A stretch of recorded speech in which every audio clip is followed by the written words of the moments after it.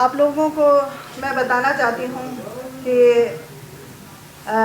2022 7 जनवरी को मैंने महिला आयोग में ज्वाइन किया था और तब से संवैधानिक पद होने के कारण लगातार मैं आयोग के जो कार्य हैं उन कार्यों को लेकर अपनी तरफ से पूरी कोशिश करती हूँ। सबसे पहले तो मैं आपको ये बता दूँ कि उत्तराखंड राज्य महिला आयोग महिलाओं की रक्षाओं के लिए, महिलाओं के अधिकारों के लिए, महिलाओं को जागरूक करने के लिए और महिलाओं की को कानून की जानकारी देने के लिए महिला आयोग निरंतर कार्य कर रहा है। और किसी तरह से कोई महिला अगर उसको किसी तरह का उत्पीड़न उनके साथ हो रहा है तो तुरंत स्वतः संज्ञान लेकर उनकी जो भी जिस तरह की दिक्कत है उस दिक्कत को दूर करने की कोशिश आयोग करता है। और महिला नीति उत्तराखंड महिला आयोग में 2022 में मैं आई थी और तब से ही हम लोगों ने मिलके कि महिला नीति उत्तराखंड की महिला नीति कैसी हो, क्योंकि उत्तराखंड का भौगोलिक क्षेत्र बिल्कुल पहाड़ी क्षेत्र अलग है, प्लेन का क्षेत्र अलग है, तराई का अलग है। तो इस क्षेत्र के लिए हम एक अच्छी सी नीति तैयार करें तो बहुत NGO कईयों के सहयोग से हमने नीति तैयार की है। ये नीति तैयार है और माननीय मुख्यमंत्री जी ने 9 नवंबर को इसकी घोषणा भी की है कि शीघ्र ही ये नीति लागू होगी। और निश्चित ही हम लोग भी बहुत ही खुशी का विषय है कि उत्तराखंड की महिला की नीति बनेगी। महिला आर्थिक रूप से, सामाजिक रूप से और हर क्षेत्र में सशक्त होगी, राजनीतिक रूप से सशक्त होगी, आगे बढ़ेगी इस नीति के आधार पे। और जो महिलाएं वास्तव में बहुत बेरोजगार हैं या वो उनके पति द्वारा प्रताड़ित किया जाता है, उन्हें कोई रोजगार दे, तो इस नीति के माध्यम से उन्हें रोजगार मिलेगा, अपने पैरों पे खड़ी होगी। इसमें एक ड्राफ्ट तैयार है। मैंने आपको कहा ये नीति आर्थिक रूप से महिला कैसे सक्षम होगी, राजनीतिक रूप से कैसे बढ़ेगी, सामाजिक रूप से कैसे आगे आएगी, ये सारी चीज़ों की, उसके स्वास्थ्य की, शिक्षा की, प्रत्येक चीज़ की चिंता उसमें की गई है। और वो नीति इन सभी चीज़ों को लेके नीति तैयार की गई है। तो चाहे हमारा उच्च हिमालय पहाड़ी क्षेत्र हो, जो बॉर्डर एरियाज़ है, या बीच का पहाड़ी क्षेत्र हो या प्लेन का क्षेत्र है, इन सब को लेके, इनकी भौगोलिक परिस्थितियों को लेके हमने ये नीति तैयार की है। दूसरा, हमने स्पा सेंटरों की गाइडलाइन भी तैयार की है।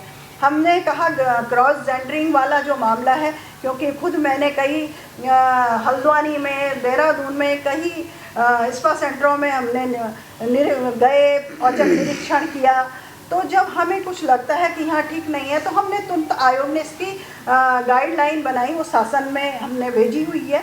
तो निश्चित ही वो भी एक ना एक दिन लागू हो जाएगी, शीघ्र लागू हो जाएगी। और सबसे बड़ी खुशी की बात है कि हमारी महिला नीति लागू हो जाएगी तो सारी चीज़ें उसी के अंतर्गत आ जाएगी। जिस प्रकार से मुख्यमंत्री का ड्रग्स फ्री का जो अभियान है चल रहा है, उसमें जो छोटे जो बच्चे हैं वो ज़्यादातर जिस प्रकार से जो नशों का कारोबार करते हुए दिखाई देते हैं, उस पर महिला आयोग की ओर से क्या कुछ कार्रवाई अभी तक हुई है? बिल्कुल, महिला आयोग ने एक बैठक बुलाई थी कि नशे को लेके, क्योंकि नशे में हमने कहा कि लड़के ही नहीं, बेटियां भी नशे की ओर आ रही है, दुर्भाग्यपूर्ण है।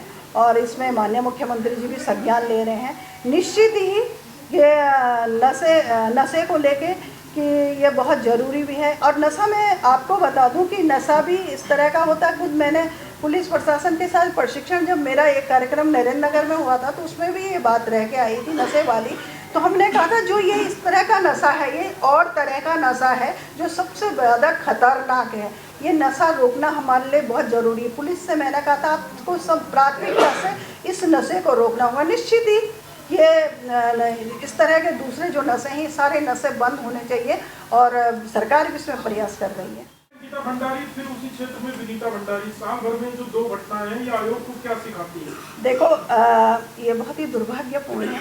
आपको जानकारी भी है, मैंने बताया भी है। अंकिता भंडारी में सबसे पहले आयोग ने ही संज्ञान लिया था और जिलाधिकारी पौड़ी और SDM यमकेश्वर को आयोग ने ही सबसे पहले कहा था कि अगर वास्तव में उस समय, क्योंकि इतनी बड़ी घटना का ये नहीं था, अंदेशा नहीं था कि इतनी बड़ी घटना हो जाएगी, लेकिन महिला आयोग पूरी तरह से उसके परिवार के साथ था, उनके साथ था। पुलिस प्रशासन को और संबंधित जिलाधिकारी को तुरंत उस केस को पुलिस को सौंपने के लिए आयोग ने ही कहा था। फिर माननीय मुख्यमंत्री जी के पास भी गए थी, मैं स्वयं गई थी और मैंने कहा था कि इस केस को हमें बहुत सख्ती से, और जो भी दोषी है दोषी को सज़ा होनी चाहिए, दोषी को सज़ा है। बाकी न्यायालय में है, न्यायालय में जब केस चला जाता फिर आयोग का कोई मतलब नहीं रह जाता है। अब न्यायालय जो भी निर्णय करेगा वो सबके लिए मान्य होगा। दूसरा, विनीता भंडारी वाली बात आपने कहा है, विनीता भंडारी वाली बात मेरी एसएसपी एसएचओ से लगातार बात हो रही थी और मैंने स्वयं रिपोर्ट मांगी उनसे, उन्होंने मुझे रिपोर्ट भेजी है। तो उसमें जो निकल के आया कि उसमें किसी जिस लड़के से भी उसका अफेयर जो भी चल रहा था, वो वाली बात भी सामने आई।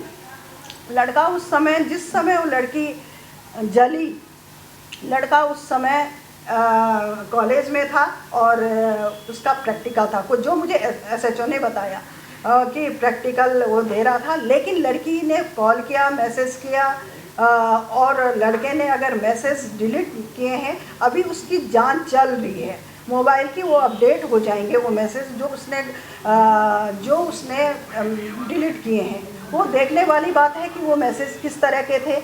और तो निश्चित ही महिला आयोग बहुत संवेदनशीलता से प्रत्येक महिला का केस लेता है। नुक्कड़ नाटक के माध्यम से तमाम माध्यमों से लोगों को जागरूक करने के बावजूद ये घटनाएं लगातार बढ़ रही हैं। ऐसा है, हमने एंटी ह्यूमन ट्रैफिकिंग के माध्यम से भी, मानव तस्करी को रोकने के माध्यम से भी हमने एक जागरूकता के अभियान चलाए हैं। लास्ट हमारा अभी चमोली और रुद्रप्रयाग में हमने किया था।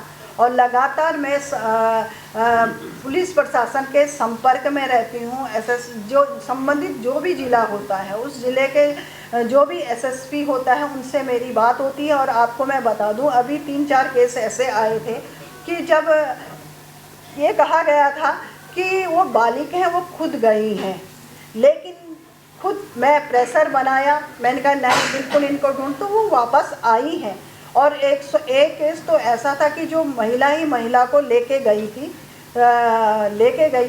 तो उस महिला ने एक्सेप्ट किया कि ये मुझे लेके गई और वो महिला जेल में है। मुझे कहीं भी किसी भी रूप से अगर हमें जानकारी मिलती है कि उस महिला के साथ किस तरह का कोई गलत हो रहा है, तो हम तुरंत उसका संज्ञान लेते हैं।